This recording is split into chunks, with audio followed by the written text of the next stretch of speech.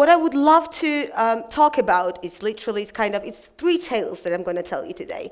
It's like me, myself, and I. And these three stories are going to recall like me as bonding with like sustainability, myself as a rebellious myself, and as I would love something to share in the end with you.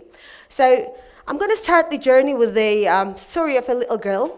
I mean, she was born in Soviet Georgia, right? Every kiddo in that Soviet like period, it was like they were dressed same, had same goals, like had same, I don't know, whatever, games or passion, you know. But this little girl, she had something to stand out with, and that was a superpower and the real-time superhero, which was her mom. So literally, she had a great skill of redoing any kind of leftovers of the textiles into something like magical and cool creations, right? So like that's what she got used to from the very childhood. Perfect. But literally this little kid, she started bonding with the sustainability from her like, Soviet Union childhood, but then rebuilt into this lady. I mean, I don't know how it happened. That was an angel, this whatever, but yeah, that happened. But literally, me and my mom, like later on in the day, our adventures were well, normally kind of on daily basis. We used to kind of collect all those bits and bobs and pieces and redo them, upcycle them into like different shapes, even though we had no idea what the upcycling was, right? So yeah, that was amazing. The adventure was great. Both of us were like great, I don't know, team of superheroes, even though later in the day, I kind of managed to call her an eco-terrorist. Literally. I did call her that because I realized, like, when I grew up, that we're, like, washing white and, like, black items or different textiles separately, which is, like, unforgivable, like, you know. But, yeah, usually, normally, kind of loads of people are kind of trying to be a good, I don't know, householding environment. So, but again, that's quite bad for the environment. But that's kind of a totally different story because, like, the story I wanted to tell you is about like little kid that bonded with the mom and the sustainability at the same time. Even though that kid was born in Soviet Georgia and later on grew up in like dark 90s, but these were actually the days that and the years that, I mean, this seed of sustainable and the green future had been already, you know, born in me. So yeah, thanks for that. That was amazing and great story. But on the other hand, then came up the rebellious like youth, right? When I discovered some more, when I discovered the world, literally, and when I discovered some more kind of truth about what the green future is, what the sustainability is, and I realized that every single one of us, well, I mean, we all got like superpowers, right? Some of them are similar, most of them are different, but what we've got as a unique, it's like, we can manage those superpowers. We can either convert them into something like bigger or kind of, I mean, just try to forget them, right? So in my sweet 16, I've just decided to, I mean, build the greatest superpower I've got. And that's the power of not eating meat, right? Even though back in the day it was crazy, like I had like endless questions. What is wrong with you? Are you not eating the meat? And you know, like, what about chicken? And I'm like, no chicken, like no that, like, you know, animals or anything that is walking around, right? What about fish or sausage? Anyhow, I had to bear it, and it was quite funny, and I had like loads of funny stories about that. But then again, that was my decision, and I kept the decision for like about 25 years. Do you know that vegetarians are actually most sustainable people on Earth? The sustainability is the sustainability part, and the superpower of it is that we can actually save lives, and it's countable. The great thing about it is that we can actually count how many lives and how many animals one vegetarian can save during the year.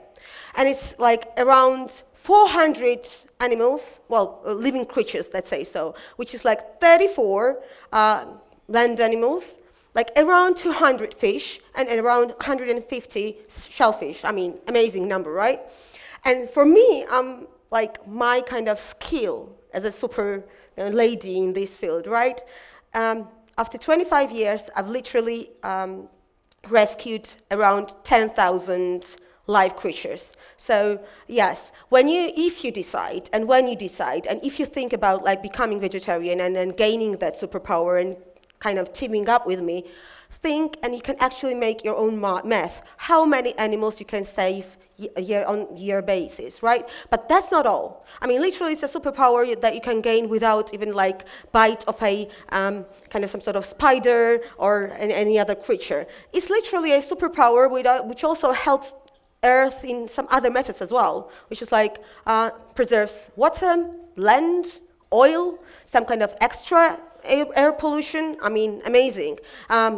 I mean, these kind of topics that I've just uncovered, they are the main core ideas of our green future. They are the ideas, the saviors of the Earth. But not only this one.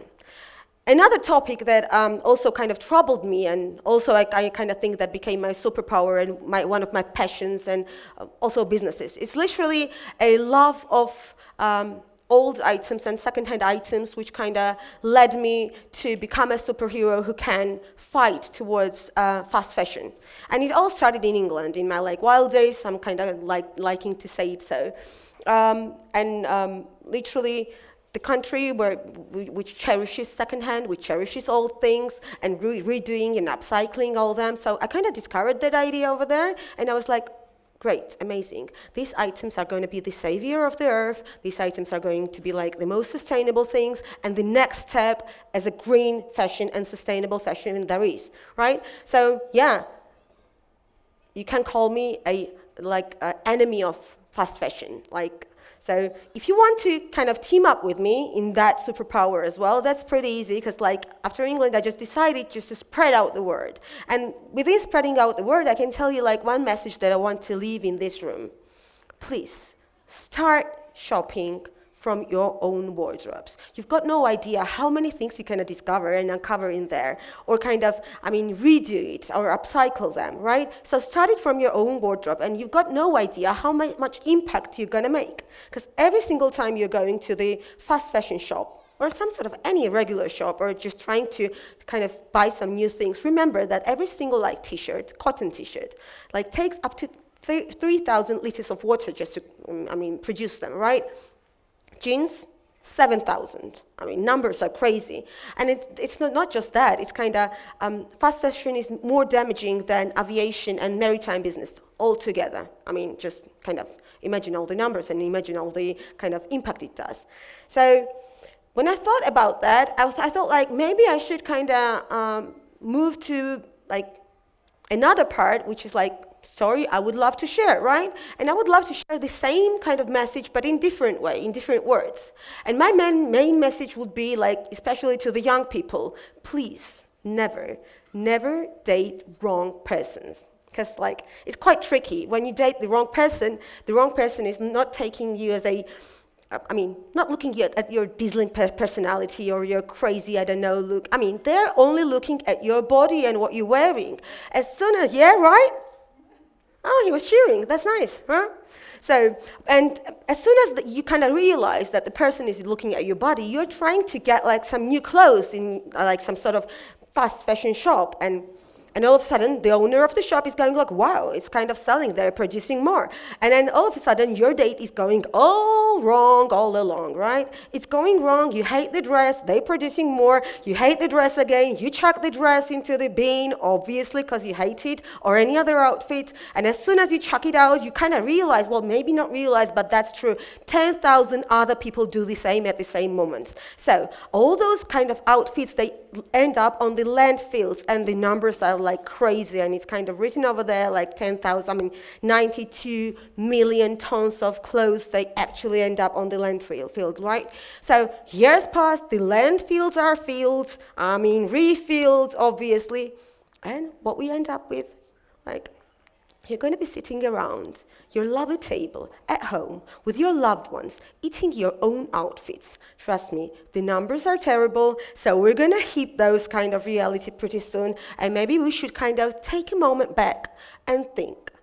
Maybe do not actually date wrong people and save us all from the fast fashion. And also, remember, buy less, choose secondhand, and please try to make it last. Always yours, Shoko.